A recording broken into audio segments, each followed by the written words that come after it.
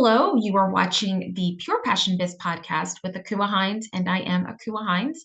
And today, I have the honor and the privilege to interview Kimberly Gawne.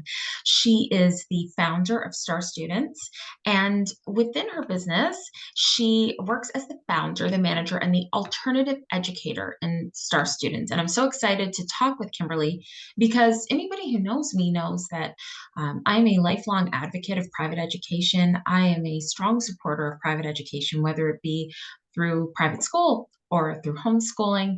I myself, between the ages of 5 to 18, before I went to college, before I did my post-secondary education, I was educated in the public school system. And even as a child, I just sensed that it just wasn't the right place for me. I knew that private education was what I needed, but I was educated in the public school system because that was the choice that was made for me.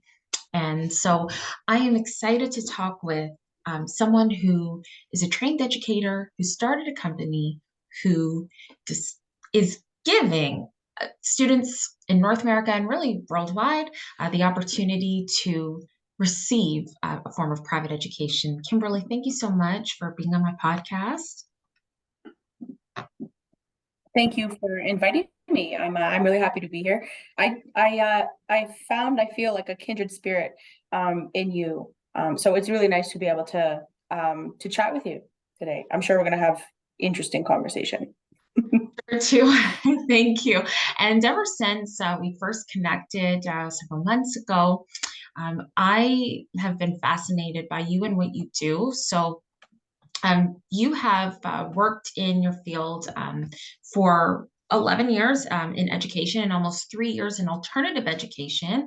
And so you work with parents, educators, other business professionals in alternative fields. And I want to ask you, before you started your journey, obviously, you were a trained educator and you were educated, as a child and as a preteen, as an adult, like most people are.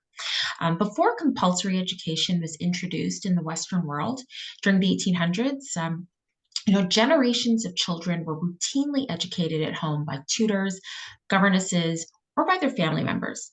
Now, I feel that not everybody realizes this, that the school system that we see today is not the school system that always existed.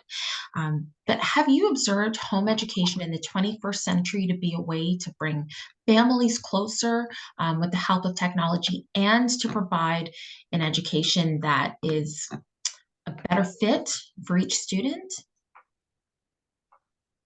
Good question. Good question. I know in terms of my personal experience and professional experience, it has always been that children do better when they are in the home and when their first educational force is the parent.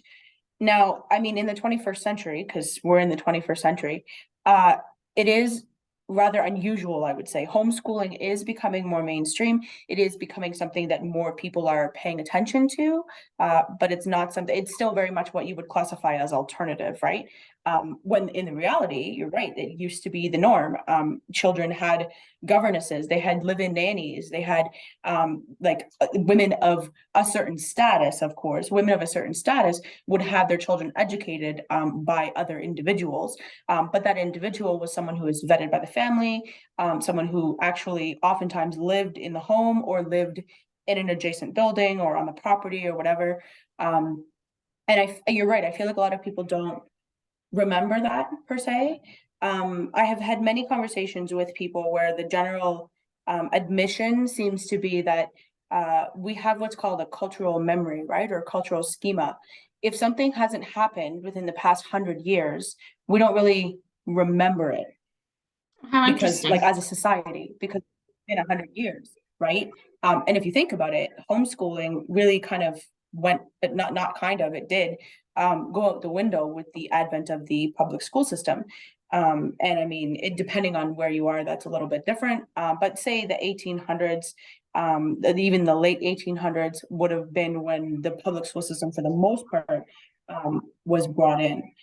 I would say, yeah, from personal experience and professional experience over the last 3 years that it's been now, yeah, children who are homeschooled, I definitely see a trend towards that being the more common form of schooling, and being the better option, I think, for a lot of families.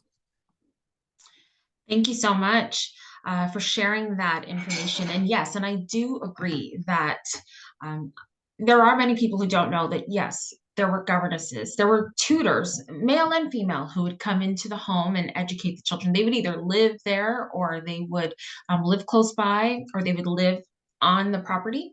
Usually, a lot of wealthy families, hundreds of years ago, made this happen. But for families that maybe didn't have a ton of wealth, the children were still primarily educated at home. And yet, they still, and oftentimes because a lot of the families were large families, they still had socialization. They had neighborhood events. They would be out, working with their parents, and they would be interacting with their neighbors and with vendors and in the community. So I have a question to ask you about what are some of the common myths about homeschooling that you're focused on educating people about? I already mentioned socialization, right? Which is one of the myths that I think a lot of people um, have about homeschooling. There are people who think that children who are homeschooled are not being socialized. And I've observed the opposite, actually. I've observed that they get a socialization that makes a lot of sense for them and for the family. Socialization doesn't only occur at school. So, what are some of the common myths that you are working to educate people about with regards to alternative education? Well, socialization, that's the big one. That's always the first one that people throw at me. It's ironic. Whenever I speak to anybody about homeschooling, that's always the first thing. Someone who's per se on the other side of the fence. Not that there are sides in this sort of debate, if you want to call it that, or this sort of schooling choice. It's not meant to be a debate, but oftentimes people end up picking sides, right? So, for lack of a better phrase, those who are on the fence or on the side of public schooling, that's always their first kind of comment is socialization. And that's a myth that I'm very much focused on dismantling, because it's not true whatsoever. If you look at how public schools are not for socialization. They are training for the workforce for a 9 to 5 job to be an employee.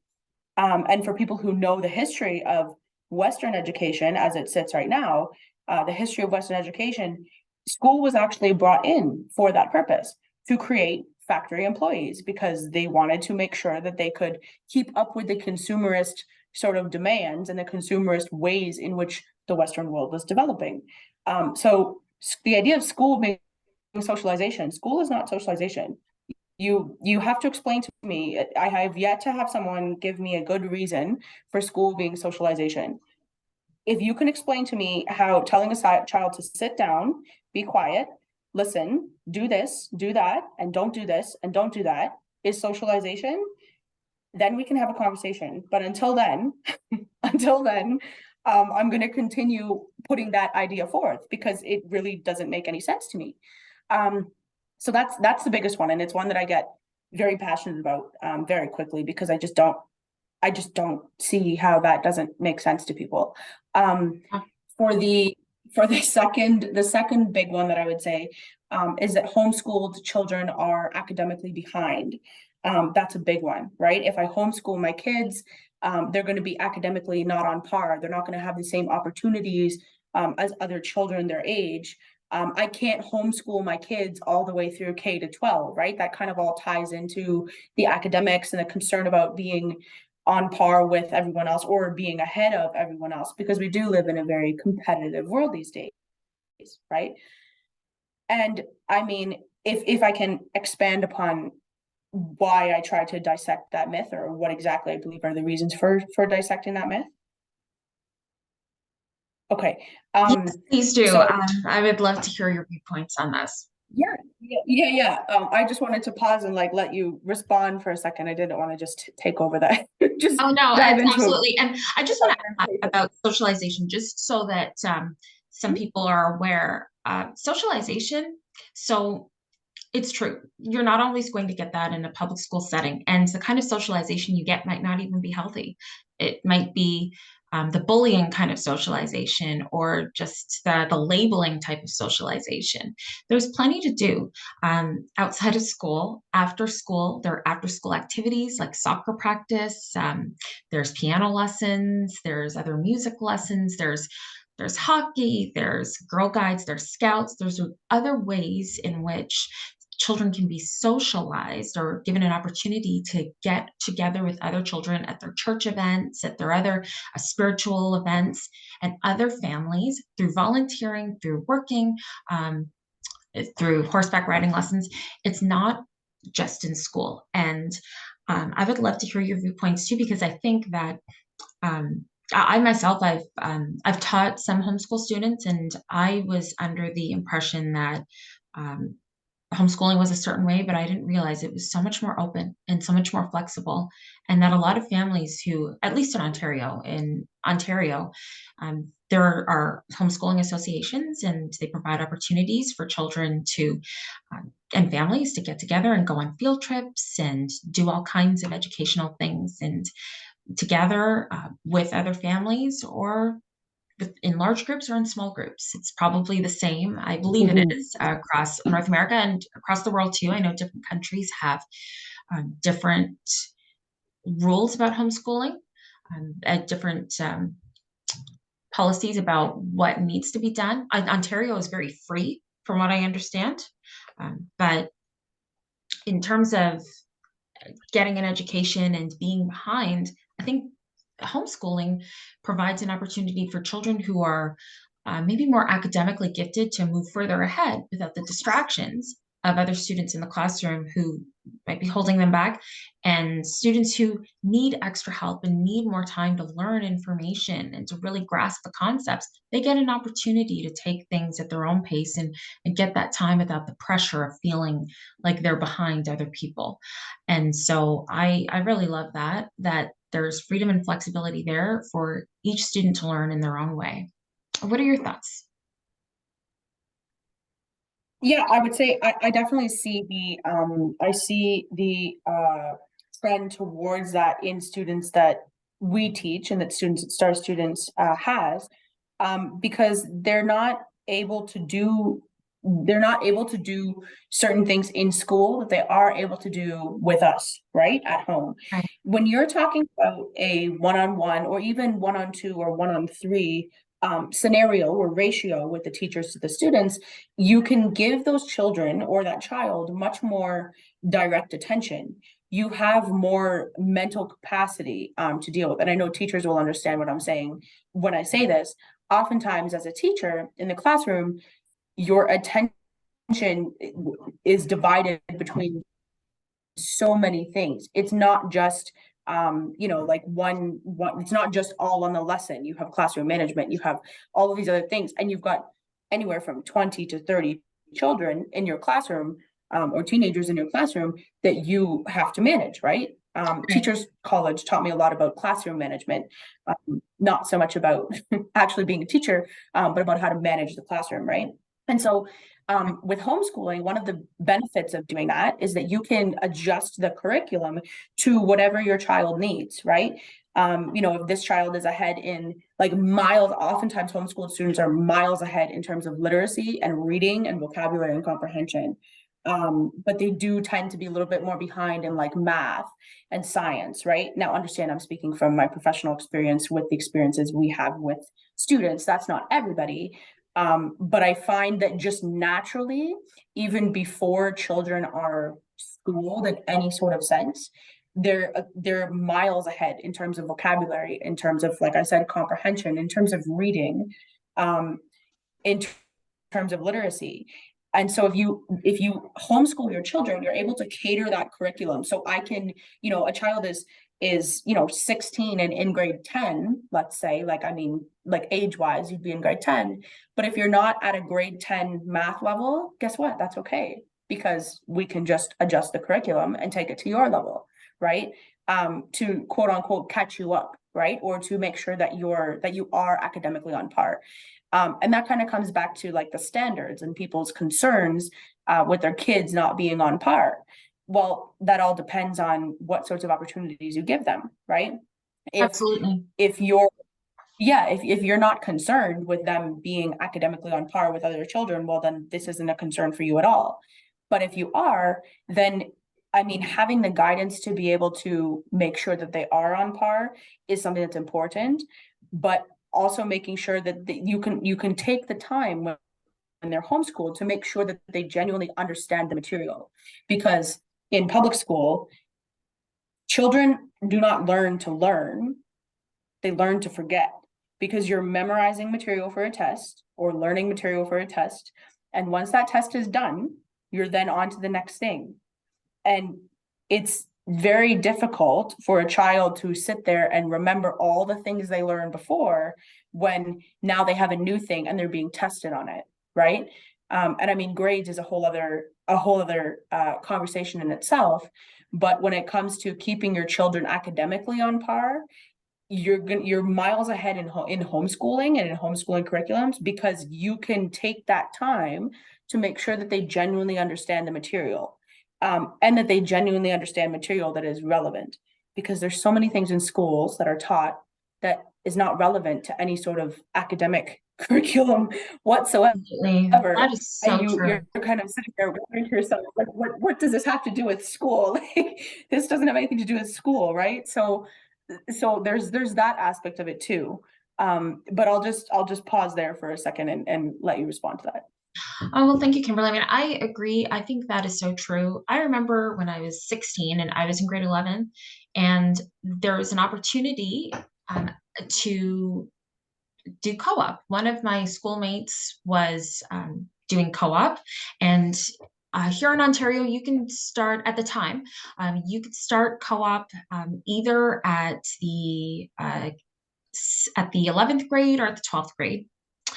So co-op is where you basically get to have an entire semester where you are working 1 day a week in the school, doing a co-op program, and then the other 4 days of the school week, you are working in a job, which is real. It's all managed by the school's co-op program, but you're working in a field in which you feel you want to explore and you want to see if that would be a good match for you. And I really have to say that that was eye opening for me because I absolutely detested the public school system. I was very eager to get an opportunity to only have to go once a week to the school and then the other 4 days in co op. And it gave me a taste of what working life is like. And really, we go to school so that we can get an idea and we get the training on how to manage our lives, figure out what we want to do, and gain the skills to live the way that we want to live. And what I love about homeschooling is that homeschooled students get the opportunity to do that even sooner. So there are many homeschool students who are volunteering along with doing their homeschooling, right? Or they're working as well. Homeschooling provides an opportunity for students to live a real life because the classroom life is not the real life, right? And so have you noticed Absolutely. that with some of your students who are enrolled with Star Students?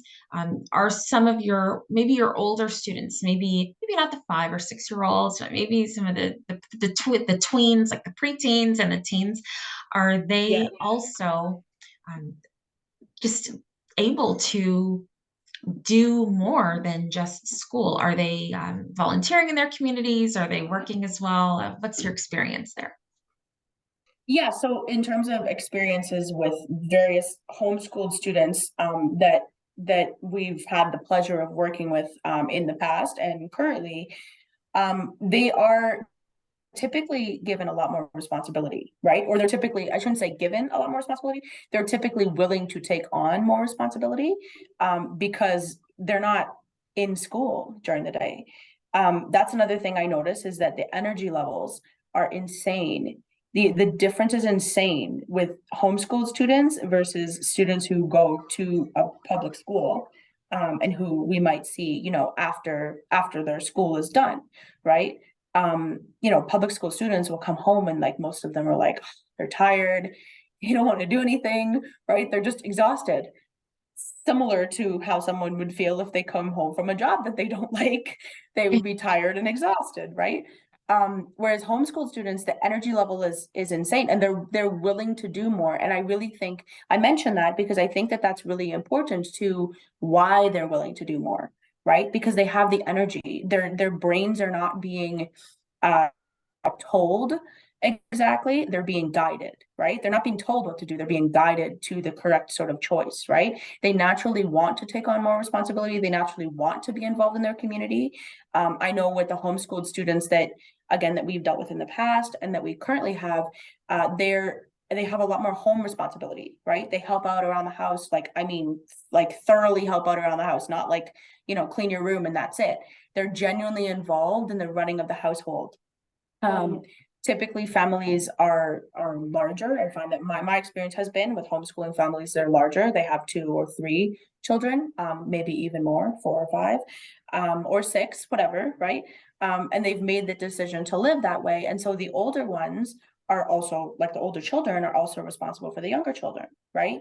And so that is very much a familial setting, and it's a family setting in which the strength of the family really grows, and it's shown.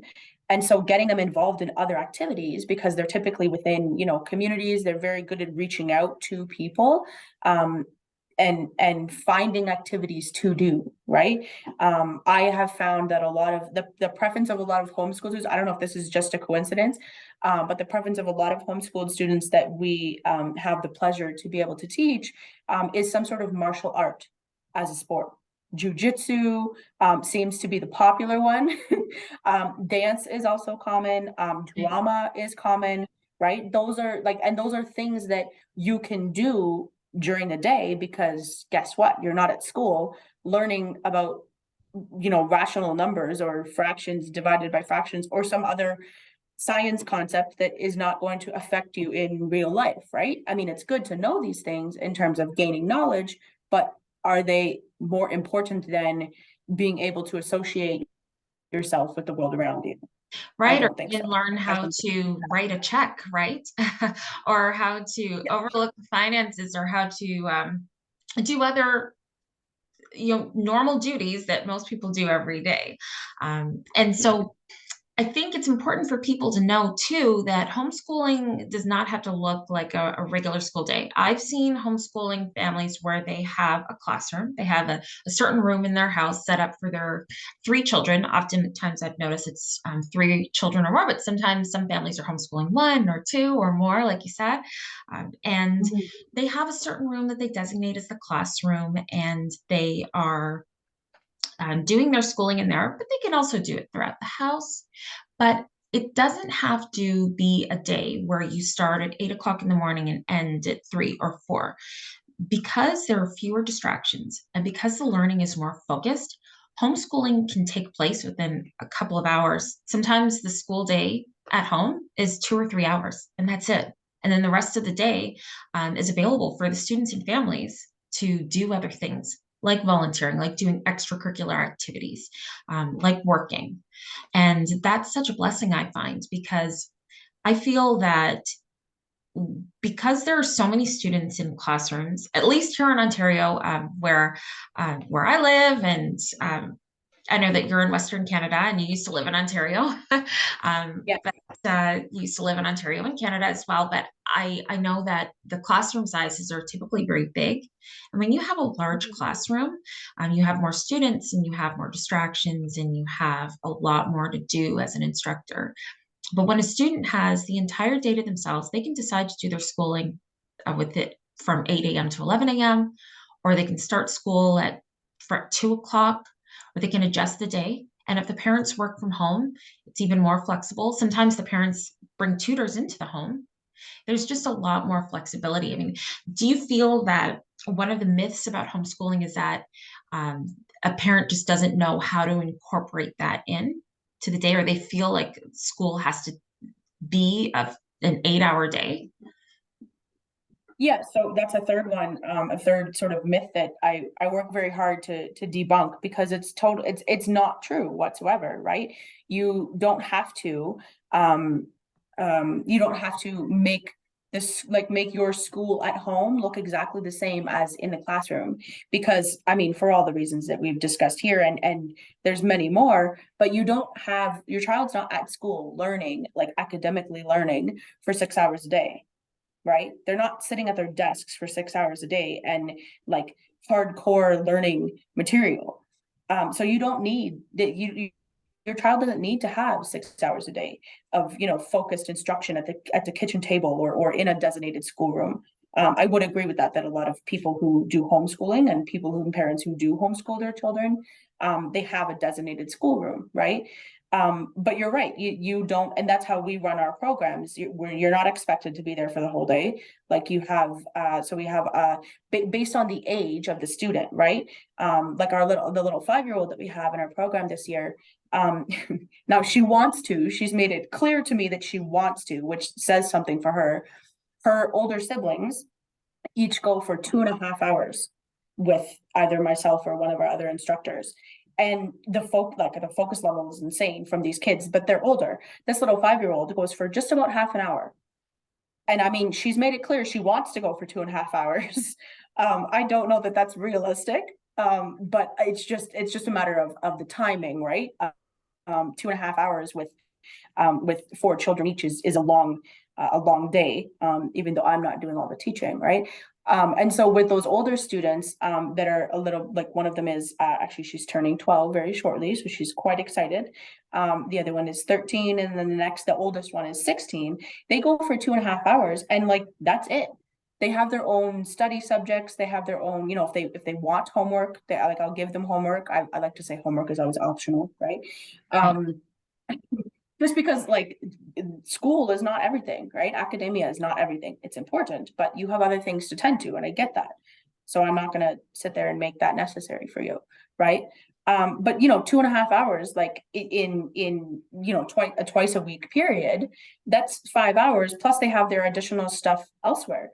And when it's one-on-one instruction, it doesn't need to be a whole 6 hour propaganda like throughout the day, or like a whole event throughout the day, because you're just making work at that point. If the child understands like the concept, whatever concept that is, then okay, now we're going to put that concept into practice. If they don't get it, okay, then we're going to go back and we're going to do it. But you don't need to sit there and rehash something like you would in public school. When you have 30 children in your classroom, 29 of them are not getting it. That other student is sitting there bored. Well, Right. with homeschooling, you don't have to do that, because you can just, okay, great, moving on to the next thing, right? It's much more fluent, and it's a much more efficient way to spend your schooling time, than it is to like go to a public school, and sit there for the whole day, and not learn anything. Very, very true. So, this has been wonderful. So, this is going to be the first part of this podcast. We're going to be doing a two-parter in just a moment or two. So, be sure to check out part two and to contact Kimberly. Her information is listed in the description below. Thank you.